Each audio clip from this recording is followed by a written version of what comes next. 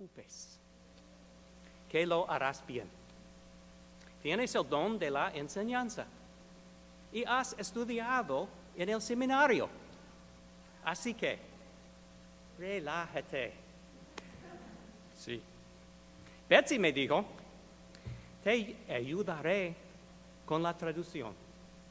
Todas las personas saben que debes leer el sermón y podemos practicarlo. Prometo hacer mi mejor esfuerzo. Por eso, les pido su paciencia y tolerancia con mi lengua de gringo que puede tropezar y no habla con facilidad el español como la del pastor Hugo. Pero la palabra de Dios es la que nos va a hablar esta tarde. Empezamos. En los evangelios de Mateo, Marcos y Lucas se registra una pregunta que Jesús le hizo a los discípulos. ¿Quién dicen que soy? Es una gran pregunta, ¿no? De hecho, es la que siempre hacía donde quiera que iba, y generación tras generación se ha preguntado lo mismo hasta hoy. ¿Quién dicen que soy? Imagínese por un momento que está caminando por la calle y de repente un hombre salta de una callejón. Le pone una pistola en las costillas. ¿Qué espera usted que ese hombre le diga o le pregunte? Quieto, esto es un atraco. O quizás la cartera o la vida. ¿Cree que eso es lo que diría? En cambio, el hombre dice, ¿qué cree usted? ¿Quién es Jesús? Y recuerde, si usted se equivoca, podrá estar muerto. Está sorprendido. Su mente vuela rápidamente. ¿Siente el latido de su corazón en sus oídos? ¿O simplemente dice, si solo pudiera recordar lo que dijo el pastor Hugo en su sermón la semana pasada? Haga una pausa. Respire profundamente. Ubique sus pensamientos y empiece. Parece una pregunta fácil de responder, ¿cierto? Sin embargo, muchas personas, incluso quienes han sido enseñadas acerca de Jesús, como los musulmanes, los mormones, los testigos de Jehová, e incluso algunos que se dicen ser bautistas, se equivocan en la respuesta todo el tiempo. Entonces, ¿está listo para responder quién es Jesús? Recuerde las consecuencias. Bueno, muchos afirman que toda la Biblia nos explica quién es Jesucristo. No debe ser ningún secreto, pero ¿realmente necesitamos mucha teología para responder la pregunta de Jesús? No lo creo. Y tampoco los autores del Nuevo Testamento. Hay 4 pasajes que nos responden la pregunta, ¿quién dicen que soy? El primero está en Juan, que describe a Jesús como el Dios encarnado. El segundo está en Filipenses, que describe a Jesús como el Dios humillado. El tercero está en Hebreos, que describe a Jesús como el Dios revelado.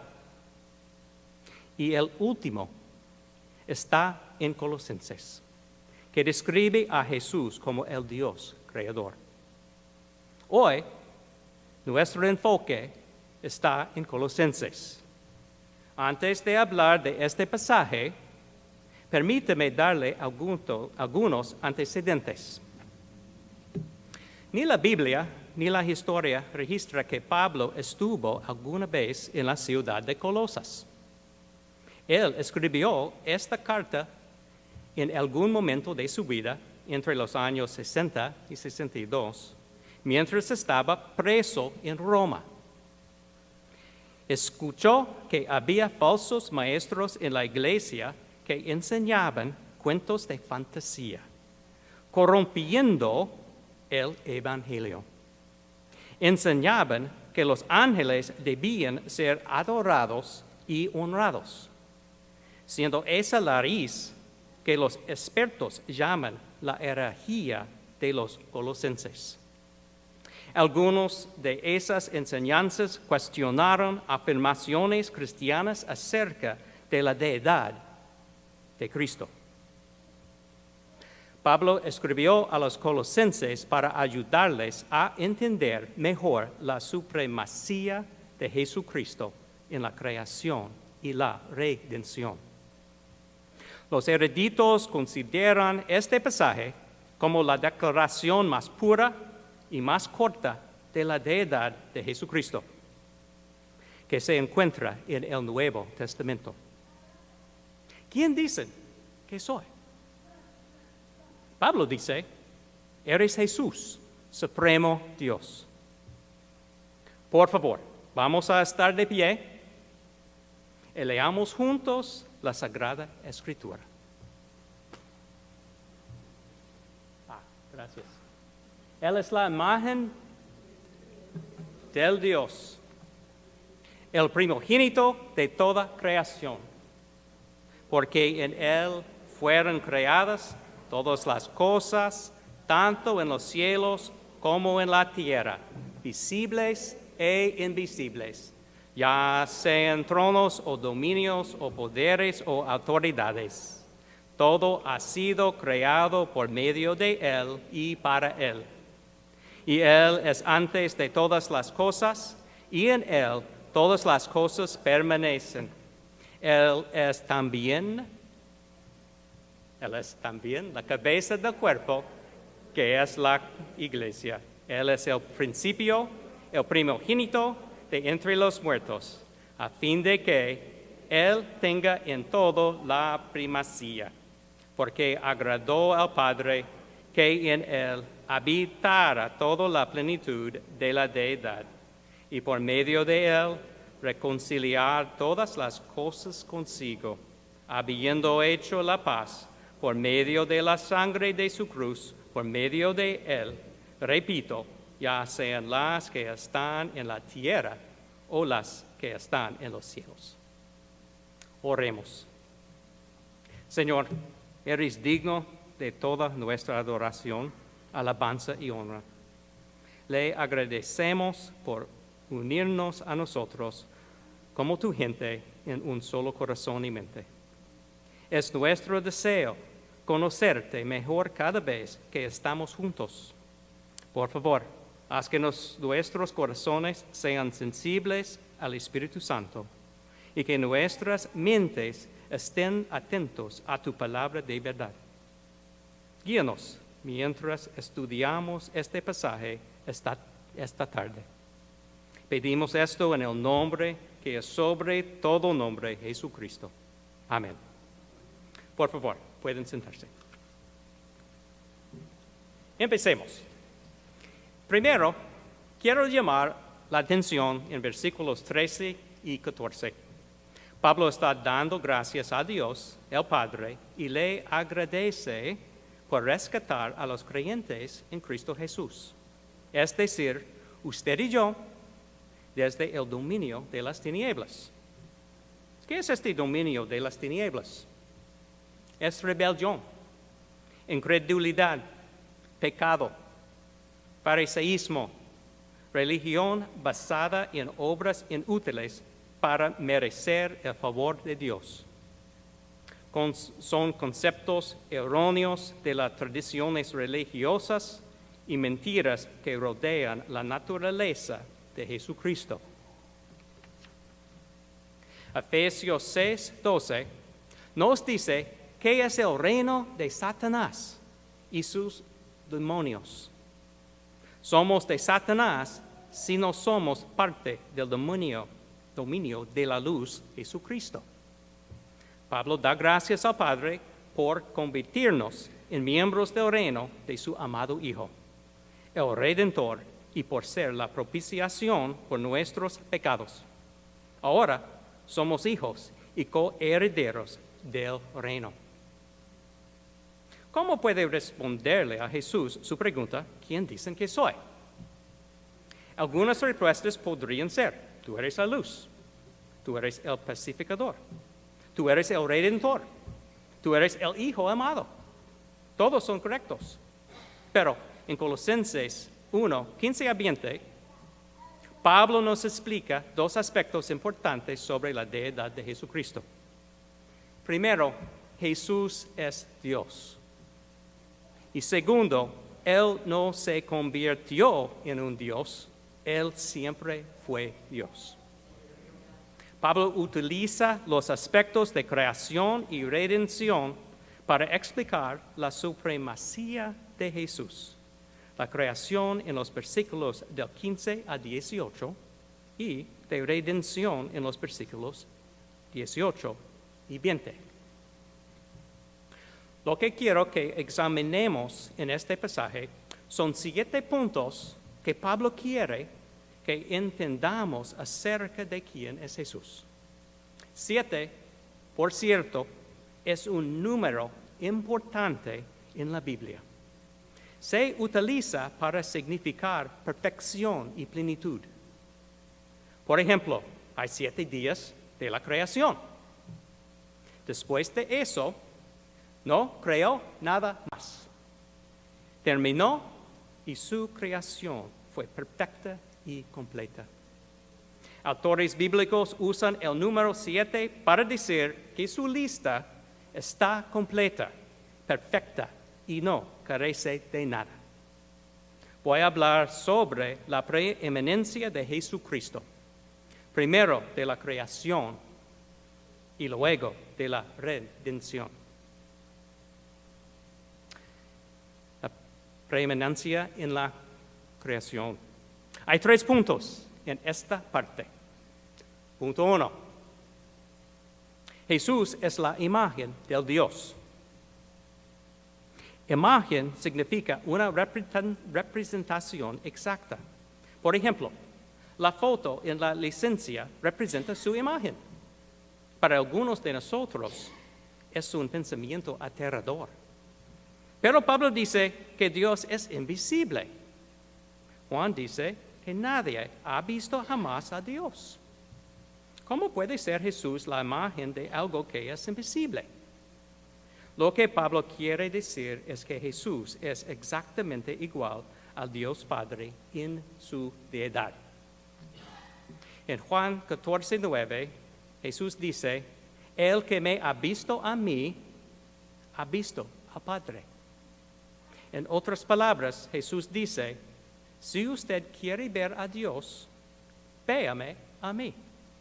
Jesús no dijo, solo me parezco al Padre. No, Él dijo, como usted ve, cómo me conoce y cómo me experimenta, así ve, así conoce y así experimenta al Padre. Jesús explica, yo soy la revelación completa del Padre invisible. ¿Por qué Jesús puede decir esto? Juan 10:30 nos dice que Él y el Padre son uno. ¿Quién dice que soy? Tú eres Dios revelado en carne humana. Punto 2. Jesús es el primogénito de la creación. Hay mucha confusión sobre el concepto de primogénito. Por eso es importante ver el contexto bíblico completo. El primer hijo nacido a una madre es el primogénito, por ser el primero. Valga la redundancia, pero el significado bíblico es mucho más amplio. Significa primero en orden, en rango, en influencia y en honor. En un sentido legal antiguo, el primogénito tiene el poder y la autoridad de su padre sobre los asuntos de la casa. tiene el rango de su Padre. El salmista escribe del Padre: yo también lo haré mi primogénito, el más excelso de los reyes de la tierra. Esto significa que Jesús tiene la autoridad de Dios, el Padre. Como el Padre reina sobre la creación, también el Hijo reina. ¿Quién dicen que soy? Tú eres el Dios soberano sobre toda la creación. Punto 3. La creación encuentra su orden y función en Jesucristo. ¿Qué creó Jesús? Pablo hace un entrecruzamiento, es decir, la palabra griega kiastica, que significa vincular.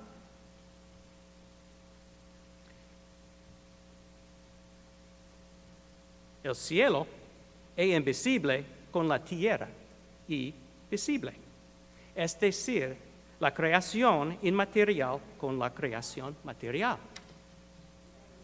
El escritor de Hebreos nos dice: en estos últimos días nos has hablado por su Hijo, a quien constituyó, heredero de todas las cosas, por medio de quien hizo también el universo. Juan, el discípulo amado, dice: todas las cosas fueron hechas por medio de Él, y sin Él nada de lo que ha sido hecho fue hecho. Por último, Salmos 33, 6 dice: por la palabra del Señor fueron hechos los cielos, y todo su ejército por el aliento de su boca. Es claro en el texto que el Dios creador del Génesis es Jesucristo. No solo creó el mundo material, sino también el mundo espiritual. Jesús creó tanto los ángeles como los hombres. De igual manera el cielo, así como la tierra. También creó el tiempo, el espacio, la materia, las medidas para realizar diversas actividades y otorgó la energía para llevarlas a cabo. Ahora bien, cuando escuchamos que debemos adorar a la creación como los ángeles, ese es un punto crítico, porque no hay ninguna razón para confiar en ellos ni adorarles. Fueron creados por Jesucristo y están sujetos a su dominio.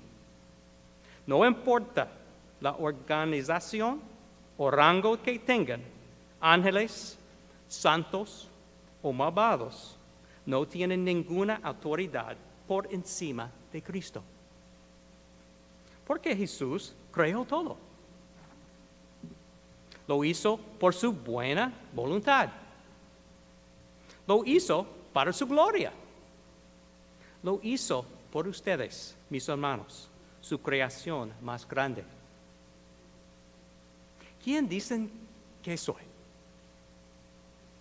Tú eres el Dios creador y sustentador de todo, en los cielos y en la tierra. Ahora, hablemos de la preeminencia de la redención. Hay 4 puntos en esta parte. Es interesante que Pablo desarrolla los 4 últimos puntos de manera similar a los 3 primeros. Por ejemplo, la frase Él es aparece en versículos 15 y 17 a 18. La palabra primogénito aparece en los versículos 15 y 18. Bueno, punto 4. Jesús es la cabeza de la iglesia. ¿Qué significa ser la cabeza de la iglesia? Obviamente, Pablo no estaba hablando de una cabeza física. Solo usó una comparación. En un cuerpo físico, la cabeza es donde encontramos la razón humana y la voluntad. Un cuerpo físico está hecho de diferentes partes de una misma fuente. La cabeza también puede significar fuente como en 1 de Corintios 11:3. Pero quiero que sepan que la cabeza de todo hombre es Cristo y la cabeza de la mujer es el hombre y la cabeza de Cristo es Dios. En la iglesia la cabeza es Cristo y los miembros del cuerpo son los creyentes. El pastor habló de la relación entre los miembros del cuerpo cuando enseñó sobre los dones espirituales. Pablo dice en Romanos 12, 4-5, pues así como en un cuerpo tenemos muchos miembros, pero no todos los miembros tienen la misma función. Así nosotros, que somos muchos, somos un cuerpo en Cristo e individualmente miembros los unos de los otros. Algo muy similar fue dicho a los corintios. Ahora bien, ustedes son el cuerpo de Cristo y cada uno individualmente un miembro de él. La cabeza es esencial para que todos los miembros del cuerpo funcionen de manera coordinada. Lo mismo sucede con el cuerpo de Cristo. Él es la cabeza que dirige a todos los miembros para que logren todo lo que Él quiere que se haga. La iglesia es un cuerpo especial. Pablo dice en Gálatas que el cuerpo está compuesto por judíos y gentiles, como los panameños, los cubanos y aún los gringos. La Escritura enseña que no existen diferencias entre las razas porque cuando los hombres conocen la verdad, forman parte del cuerpo de Cristo como nueva creación, como hombres nuevos.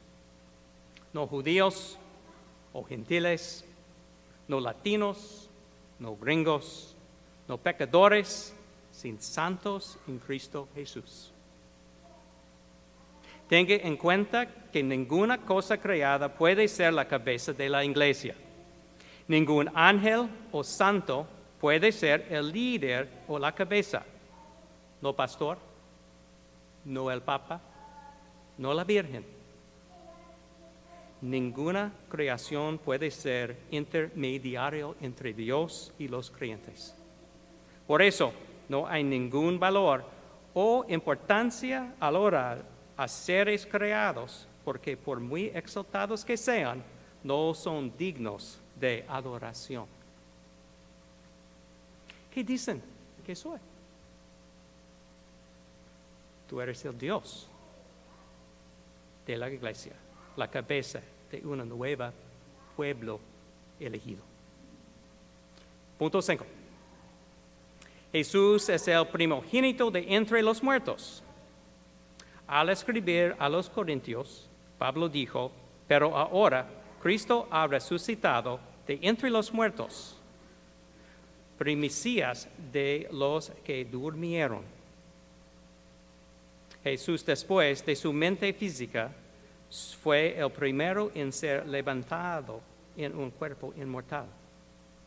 En Colosenses, Pablo describe la resurrección de Cristo siendo el primogénito de entre los muertos. Ya hablamos sobre el significado de que Jesucristo es el primogénito de la creación.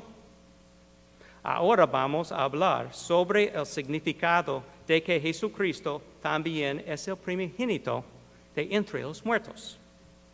La Biblia enseña que hay dos maneras de estar muerto, física y espiritual. La muerte física significa que todos vamos a morir. Debido a nuestros pecados, nuestros cuerpos físicos se desgastan y mueren. Todos tenemos un seguro de muerte, a menos que, por supuesto, Cristo venga primero, pero eso es otro sermón. Estudiosos de la Biblia llaman a esto la primera muerte. La muerte espiritual es para aquellos que están todavía bajo el juicio del pecado y serán objeto de la pena eterna de Dios. Los eruditos llaman a esto la segunda muerte. Entonces, ¿Qué significa ser el primogénito de entre los muertos? Hay una paradoja en juego aquí. ¿Cómo se puede nacer de la muerte? Otra vez, Pablo utiliza una comparación. Él está pensando en Cristo como el primogénito para mostrar a los creyentes que ya no están bajo el juicio del pecado y la muerte. Cristo fue el primero en conquistar la muerte cuando su cuerpo humano fue resucitado de la tumba. Por lo tanto, los creyentes resucitarán cuando sus cuerpos físicos sean glorificados por Dios. ¿Por qué es tan importante que Cristo sea el primogénito de entre los muertos? Para que pueda ser glorificado y honrado entre todos los elegidos por Dios. ¿Quién dicen que soy? Tú eres el Dios hombre primogénito de entre los muertos. Punto 6. Jesús es la plenitud de Dios. Pablo escribe, porque agradó al Padre que en él habitara toda la plenitud. Y más adelante escribe, porque toda la plenitud de la deidad reside corporalmente en él. Dos palabras son significativas en este verso: plenitud y habitar.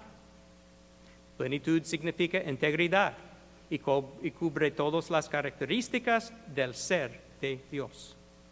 Pueblo enseña que Jesucristo posee todo lo que significa ser plenamente Dios y rechaza cualquier enseñanza que presenta a Jesús como algo menos que Dios. Esto es un verdadero problema para los mormones y los testigos de Jehová, que no aceptan que Dios Padre y Dios Hijo sean iguales en la deidad. Habitar indica una condición de existencia duradera o permanente.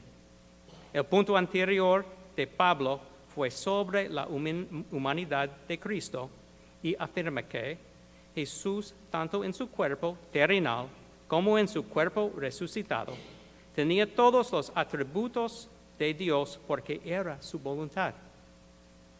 Cristo siempre fue Dios. Siempre mantuvo su deidad, tanto en su tiempo en la tierra como en su ascensión. ¿Quién dicen que soy? Tú eres Dios, pleno ayer, hoy y siempre. Punto 7. Jesús es el reconciliador de todas las cosas. Por último, Pablo afirmó que por medio de Jesucristo todos los creyentes están ahora en paz con Dios. La palabra que Pablo usa es reconciliar y significa propiciar la amistad entre las personas enemigas. Pablo dice en Romanos 5:10, porque si cuando éramos enemigos fuimos reconciliados con Dios por la muerte de su Hijo, mucho más, habiendo sido reconciliados, seremos salvos por su vida. Ustedes me pueden decir, ¡epa, ya va! ¿Quieres decir que éramos enemigos de Dios antes de nuestra conversión? Sí. Todos nosotros éramos enemigos de Dios, muy rebeldes y con corazones endurecidos por el pecado.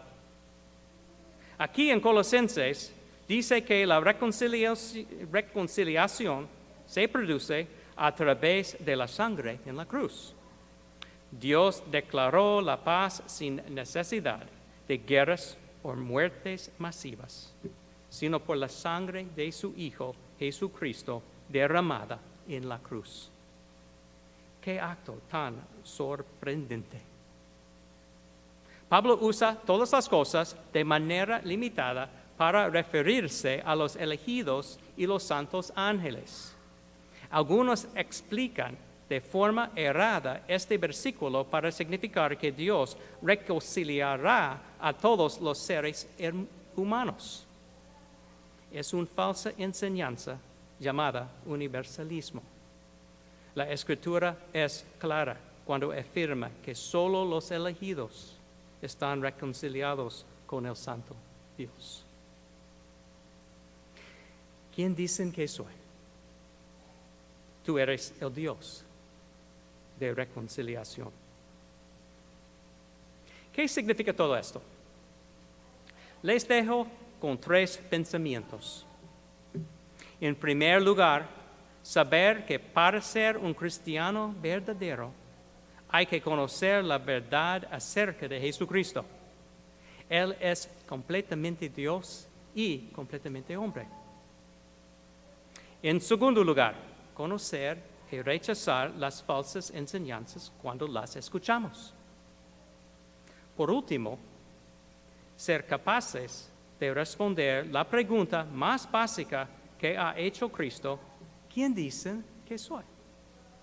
Esta tarde podemos responder: tú eres. Por favor, responden conmigo. Tú eres Dios revelado en carne humana. Tú eres Dios soberano sobre toda la creación. Tú eres Dios creador y sustentador de todo en los cielos y en la tierra. Tú eres Dios de la iglesia, la cabeza de un nuevo pueblo elegido. Tú eres Dios hombre, primogénito de entre los muertos. Tú eres Dios pleno, ayer, hoy y siempre. Y tú eres Dios de reconciliación. Como Pablo, podemos decir: eres Jesús, supremo Dios. Oremos. Gracias. Ponga su pie. Gracias. Señor Jesús, te damos gracias por ser nuestro Dios supremo. Te reconocemos por lo que eres, Dios eterno y el Salvador del pueblo de Dios.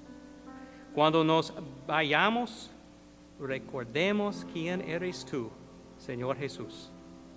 Haznos más como tú cada día. Mantén y protege a cada uno aquí durante la semana. Señor Jesús, que seamos tus fieles y valientes testigos de la fe que nos has dado y de la esperanza que nos has prometido. En tu santo nombre. Amén. Gracias a todos.